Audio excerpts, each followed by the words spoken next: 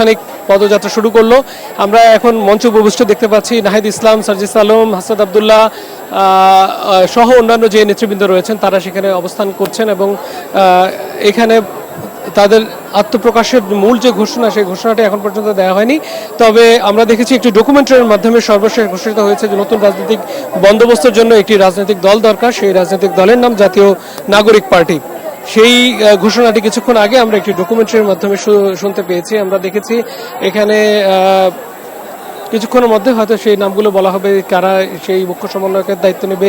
দক্ষিণাঞ্চলের সমন্বয়কের দায়িত্ব নিচ্ছেন সার্জিস আলম, যেটি আমরা শুনতে পেয়েছি। উত্তরাঞ্চলের সমন্বয়কের দায়িত্ব নিচ্ছেন হাসান আবদুল্লাহ, যেটি আমরা গতকাল শুনতে।